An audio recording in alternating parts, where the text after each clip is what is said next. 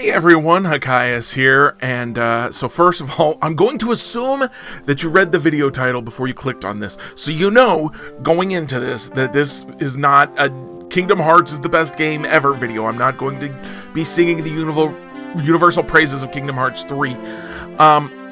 So if that's what you're looking for, or if you can't stand to hear Kingdom Hearts 3 criticized at all, then stop this video, walk away, do yourself a favor. I'm not gonna have my feelings hurt. It's fine. You know, just walk away. It's that easy. You don't need to be here if you don't want to be here. But that being said, I didn't make this video just to dump all over the game either. I've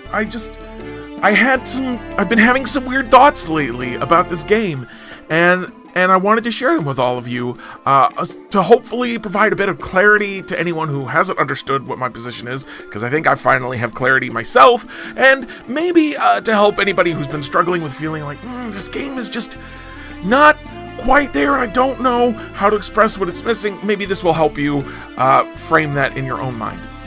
So let me just go ahead and reiterate before we get started that Kingdom Hearts 3 is far from terrible. The gameplay is just excellent. The gummy ship has never been more fun. The wide variety of options in combat and the enemy types are all strong. The Keyblades have never been better. The boss fights and the cinematics are some of the best in the series. And I'd stack them up against plenty of other games. The final worlds and the fights and the cutscenes there, they gave me chills. And they were, in a lot of ways, they were everything that I wanted for them to be. The game's really, it does have a lot going for it, but it's also imperfect. Shocking, I know. That said, I'm not here to complain about the worlds that follow the plot of their movies too closely, or the attraction flow, or even the series' long-running issues with a lack of agency for female characters. What I want to talk about today is how Kingdom Hearts 3 failed to really tie up a lot of the loose ends that were left dangling for it by the previous games. So with that in mind, spoilers! Spoiler warning for the entire Kingdom Hearts series after this point. Especially Kingdom Hearts 3, but there will be some other stuff in there too. So, you know, you've been warned. People, even fans of the series, love to make jokes at the expense of the convoluted nature of the series. The game is called Kingdom Hearts 3, but it was far from the third entry in the saga. Square Enix, understanding that the widespread nature of the series with complex names that made it difficult for newcomers to even know if they'd played all of the games, much less which order to play them in, provided a series of videos as part of this game to explain the series up to this point. And yet, very little of what's contained in those videos ends up mattering too much. The last two full games before Kingdom Hearts 3's release seemed to set up the story for what would happen to conclude the arc. Code had told us that there were a specific set of people that Sora would need to save. Roxas, Xion, Naminé, Terra, Aqua, and Ventus. Dream Drop Distance explained the primary conflict of Kingdom Hearts 3. Xehanort was still alive and was in the process of creating a new Organization 13 in order to face off against 7 Guardians of Light in order to make his final attempt to force Kingdom Hearts to appear.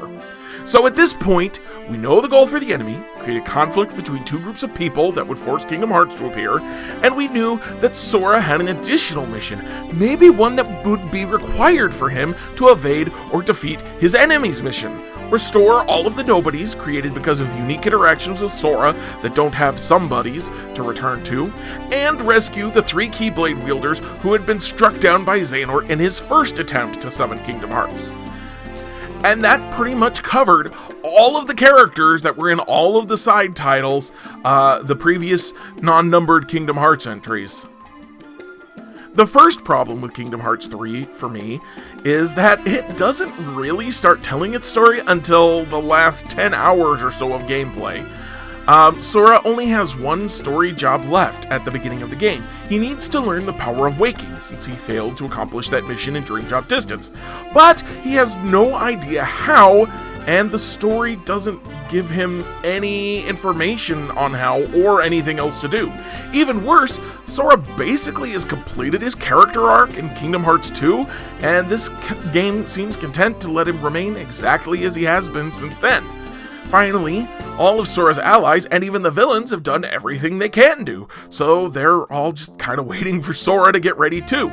Because the writers couldn't think of any new ways for Sora's character to grow, because they couldn't think of anything else he could do to earn the power of waking, because they didn't want any of Sora's allies to get too much of the glory in a game about Sora, and because they couldn't come up with anything interesting for the villains to do while they waited the majority of the game, it ends up just being Sora wandering around, waiting for the writers to bestow the necessary power on him so that the plot of the series can continue.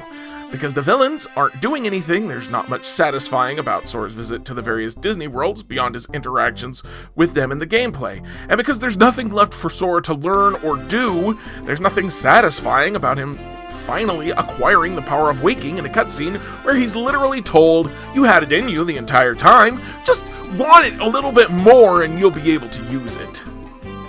Beyond the villain's apparent lack of interest in causing any real mayhem during most of the game, Xehanort's plan is also devalued by the way things go down. Perhaps the least important point storytelling-wise, but the most disappointing for me, was the nature of the new Organization 13. Fans spent the years between Dream Drop Distance and Kingdom Hearts 3 speculating on who might be tasked to fill out this new organization, and in the end, the answer was mostly the same people from the first one, which isn't necessarily a bad thing. But there was a good reason for all of the original organization members to join up the first time.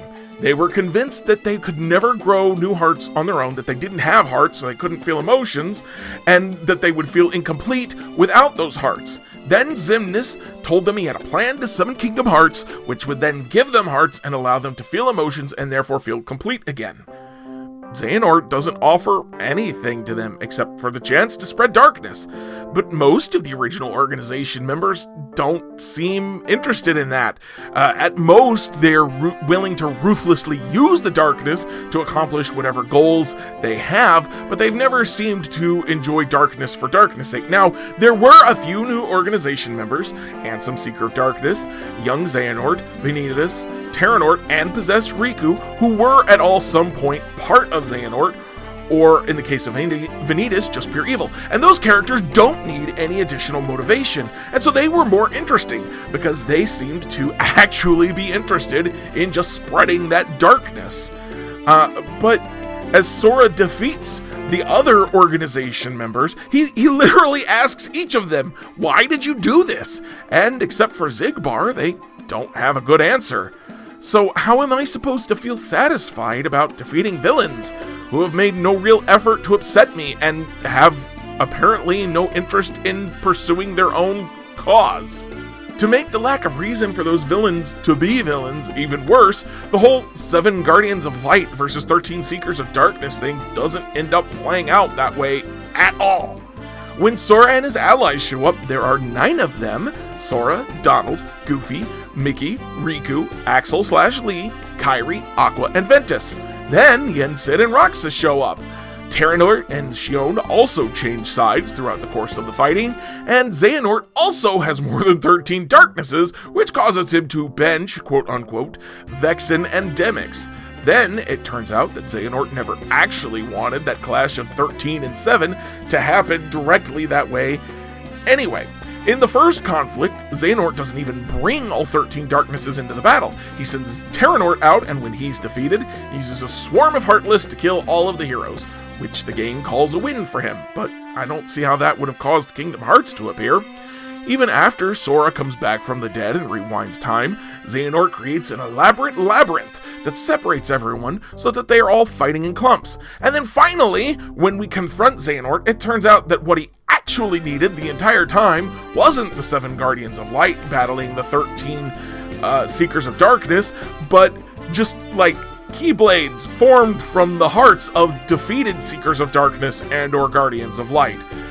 So of course, somehow, despite all of the defections, additions, and subtractions, he ends up with exactly 13 defeated characters.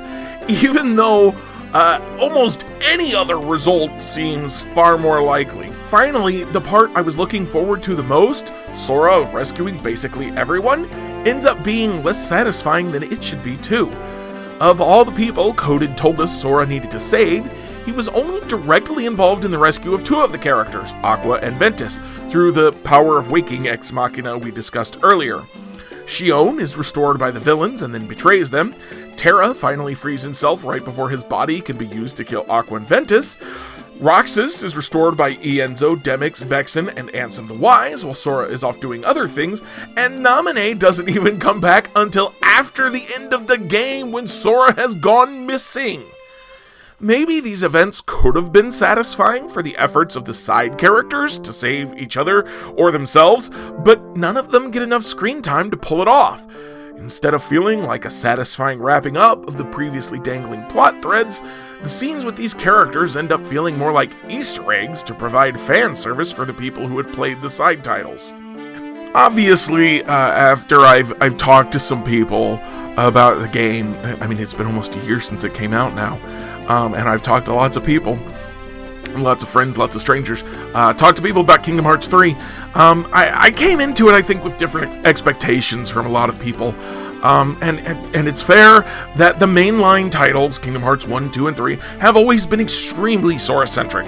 So it makes sense that this one was too, even though I really had been hoping that they were going to make it more of an ensemble story for basically all the reasons I've listed above.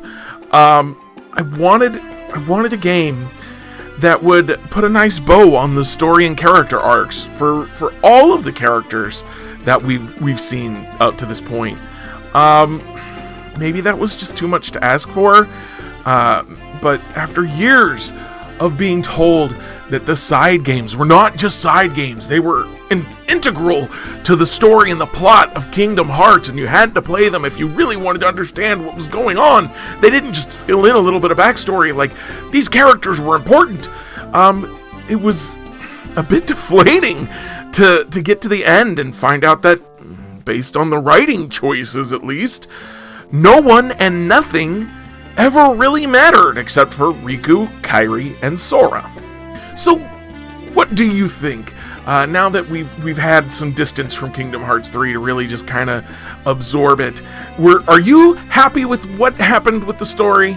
Are you excited for what comes next in the series? I'm still excited for what comes next in the series, don't get me wrong. I will always be a Kingdom Hearts fanboy, that's just the way it is. If I've gone through some of the nonsense we've gone through, a little bit of unclosed story loops and disappointment with character involvement is not going to stop me from continuing to be excited for Kingdom Hearts. But I do want to hear what you think. What do you think of some of the things that I've said today? What did you think about Kingdom Hearts? And are you excited for whatever comes next? Let me know in those comments down below.